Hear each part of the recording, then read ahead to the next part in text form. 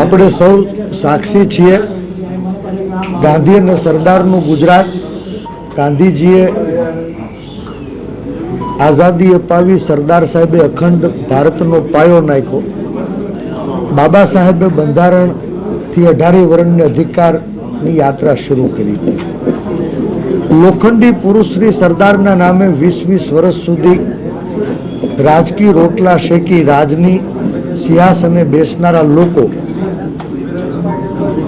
જે પાર્ટીને મુખ્યત્વે બળ પૂરું પાડનારા પાટીદાર અને ક્ષત્રિય સમાજ 24ની ચૂંટણીએ પડકાર બનીને ઉભર્યા ત્યારે સૌ પ્રથમ પાટીદારો અને ક્ષત્રિયોની વચ્ચે વર્ગ વિગ્રહ પેદા કરવાનો પ્રયાસ થયો.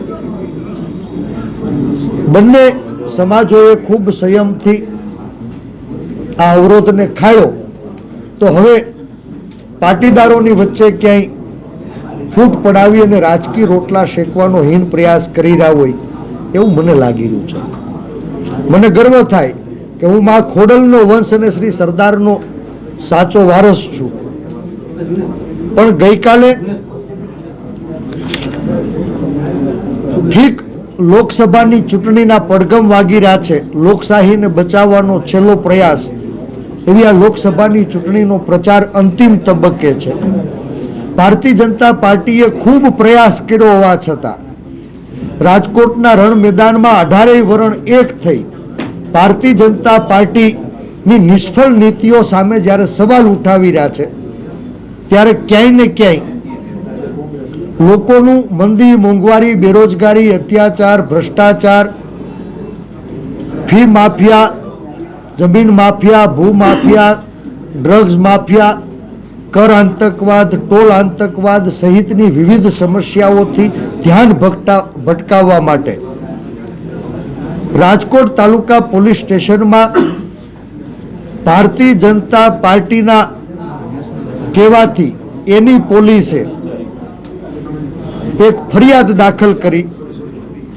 IPC 153A, 188, 114, public representative act 125, 127A4 મુજબ ગઈકાલે 2 મેના રોજ અંદાજિત 12 વાગ્યાના સુમારે આ ફરિયાદ દાખલ કરવામાં આવી છે. ફરિયાદના મુદ્દા શું છે? અમે તો આવી કોઈ પત્રિકા જોઈ નથી. કોંગ્રેસ પક્ષના કાર્યકર્તા તરીકે સમાનતા અને સદભાવનાના પાયા ઉપર આ દેશને લાગણીના તાતને જોડવાનું મિશન લઈ હું આ રાજકોટના રણ મેદાનમાં છેલ્લા 15 દિવસથી પ્રચાર કરી રહ્યો છું. આપ સૌ એના સાક્ષી છો કે ભારતીય જનતા પાર્ટી જે વર્ગ વિગ્રહ કરાવવાનો પ્રયાસ કરી રહી હતી એને નિષ્ફળ બનાવવામાં હું અને રાજકોટનો જન સફળ થયો. ત્યારે ફરી પાછા ભાગલા પડાવવા માટે થઈને એક ફરિયાદ દાખલ કરી અને ફરિયાદમાં મુખ્યત્વે 10 મુદ્દાઓનો જે ઉલ્લેખ કર્યો એ મારા ધ્યાન ઉપર આવ્યો છે. ભારતીય જનતા પાર્ટીના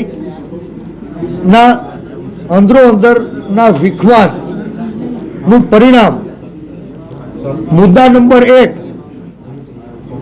જે ફરિયાદ થઈ છે એ મુજબ રાજકોટ લેવા પટેલોની પરંપરાગત બેઠક હતી તો એને છીનવવાનો ભારતીય જનતા પાર્ટીના નેતૃત્વએ શું કામે પ્રયાસ કર્યો? મને લાગે છે કે આ જનસંઘની સિંચેલી ભૂમિ ઉપર ભારતીય જનતા પાર્ટીના કેટલાય પાયાના આગેવાનો સંસદ બનવાનું સપનું જોઈ રહ્યા હતા, પણ એના અહંકારી રાષ્ટ્રીય નેતૃત્વએ એ અવસર ન આપ્યો. એટલે પેટમાં દુખતું હોય અને માથું કૂટવાનો ક્યાંક ભારતીય જનતા પાર્ટીના નેતાઓ દ્વારા જ પ્રયાસ થયો હોય એવું પ્રથમ નજરે લાગી રહ્યું છે. આ ફરિયાદમાં બતાવ્યા મુજબ બીજો મુદ્દો જે ઉચ્ચાર્યો છે, ભાજપના હાલના ઉમેદવારી લેવા પટેલોના કટ્ટર વિરોધી છે એવું ફરિયાદમાં એ પત્રિકાનો ઉલ્લેખ કરીને નોંધ કરવામાં આવી. ત્રીજા મુદ્દામાં ભારતીય જનતા પાર્ટીના હાલના ઉમેદવારે લેવા પટેલોને ગોધરિયા કીધા, આ વાતનો ઉલ્લેખ કરવામાં આવ્યો. ચોથા મુદ્દામાં કેશુભાઈ પટેલને ભારતીય જનતા પાર્ટીના હાલના ઉમેદવારે ભાદરવાના ભીંડા કહીને અપમાન કર્યું હતું, આ વાતનો આ પત્રિકામાં ઉલ્લેખ કરવામાં આવ્યો. પાંચમો મુદ્દો જે ફરિયાદમાં એનું ખુદ વર્ણન થયું છે, 2015ના અનામત આંદોલનમાં આ જ નેતાઓ દ્વારા એની સૂચનાથી એની પોલીસ દ્વારા પાટીદાર માબેન દીકરીઓને ઘરમાં જઈને મારવામાં આવી ત્યારે ક્યાં હતા એ સવાલ કરવામાં આવ્યો છે. છઠ્ઠો મુદ્દો જે ફરિયાદમાં ઉલ્લેખ થયો છે, આનંદીબેન પટેલને મુખ્યમંત્રી પદેથી હટાવવા માટેનું ષડયંત્ર કોણે રચ્યું હતું એ સવાલ ક્યાંય ભારતીય જનતા પાર્ટીના હાલના ઉમેદવાર સામે ઊભો કરવામાં આવ્યો છે.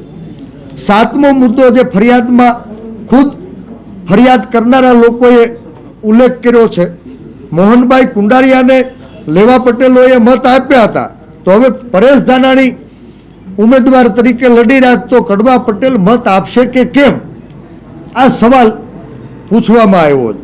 આઠમા મુદ્દામાં જે ફરિયાદની અંદર ઉલ્લેખ છે કે માં ઉમાના વારસદારો એવું અભિમાન કરે છે કે માં ખોડલના વંશજો સામાજિક અને રાજકીય રીતે 50 વર્ષ પાછળ છે, તો શું એને આગળ આવવાનો અધિકાર નથી? આ ફરિયાદની અંદર આ વાતનો ઉલ્લેખ કરવામાં આવ્યો છે. નવમા મુદ્દામાં જે ફરિયાદની અંદર ઉલ્લેખ થયો એનો સાર છે કે જ્યારે મત લેવાના હોય ત્યારે સમસ્ત પાટીદાર અને મત દેવાના થાય ત્યારે લેવા કડવાને કોણ લડાવે છે, આ સવાલ ફરિયાદની અંદર એનો ઉલ્લેખ કરવામાં આવ્યો છે.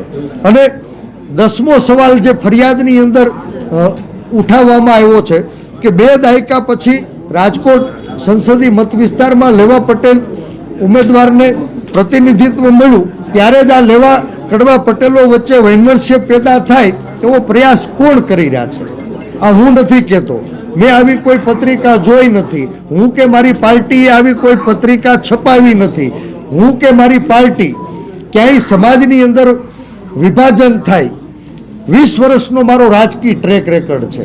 અમે ક્યારેય આવો પ્રયાસ પણ કર્યો નથી ને પ્રયાસ કરનારા લોકોને કઠણ હાથે દાબવા માટે આ લડાઈને અમે રાજકોટના મેદાનમાં લડવા આગળ વધી રહ્યા છીએ. ત્યારે મને એવું લાગે છે કે ગઈકાલે રાજકોટ સંસદીય મત વિસ્તારમાં કોંગ્રેસ પક્ષના ઉમેદવાર તરીકે મેં પહેલી વખત મોરબી તાલુકાના ચૂંટણી પ્રવાસની શરૂઆત કરી અને મોરબી તાલુકાના ચૂંટણી પ્રવાસ દરમિયાન મને જે પાટીદારો સહિત 18 વર્ણે પ્રચંડ સમર્થન આપ્યું, એનાથી ભારતીય જનતા પાર્ટી ભડકી અને હાર સ્વીકારી લીધી હોય ત્યારે લોકોનું ધ્યાન ભ્રમિત કરવા માટે આવી ખોટી ફરિયાદો દાખલ કરાવી હોય એવું મને લાગી રહ્યું છે.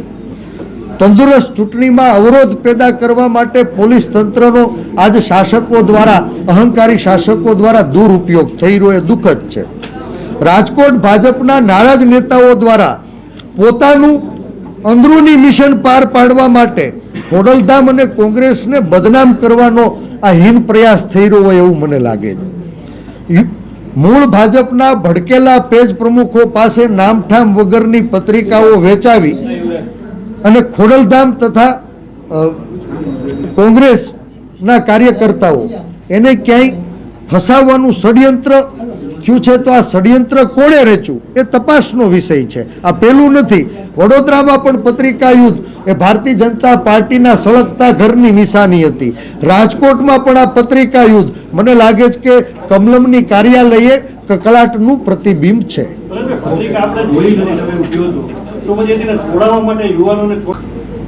કોંગ્રેસ પક્ષે હંમેશા અંગ્રેજોની સામે પણ બાયું ચડાવી, કોલર ઊંચા કરી લડાઈ લડી હતી.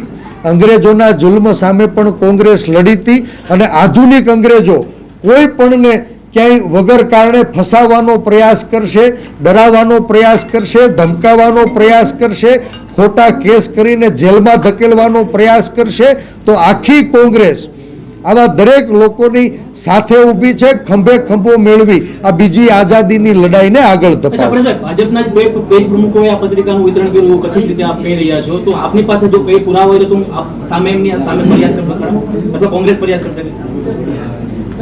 સરકાર તટસ્થ તપાસ કરવી જોઈએ.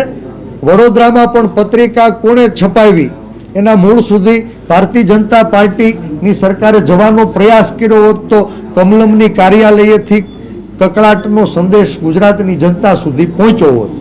હું પોલીસ વિભાગને પણ વિનંતી કરું છું કે આ પત્રિકા કોણે છપાવી, શું કામે છપાવી, જે સત્ય હકીકતો છે, જેનાથી ગુજરાતનો જન વાકેફ છે, આવી પત્રિકા નામઠામ વગર છપાવવાનો કોઈ મતલબ નથી. મને એવું લાગે છે કે મૂળ ભાજપના ભડકેલા પેજ પ્રમુખો પાસે નામઠામ વગરની પત્રિકાઓ વહેંચાવી અને ખોડલધામ યુવા સમિતિના કાર્યકરોને ફસાવવાનું કોઈએ ષડયંત્ર રચ્યું છે. પોતાનું મિશન પાર પાડવા માટે ખોડલધામ અને કોંગ્રેસને બદનામ કરવાનું ષડયંત્ર રચ્યું છે અને આના મૂળ સુધી જવા માટે હું પોલીસ તંત્રને વિનંતી કરું છું.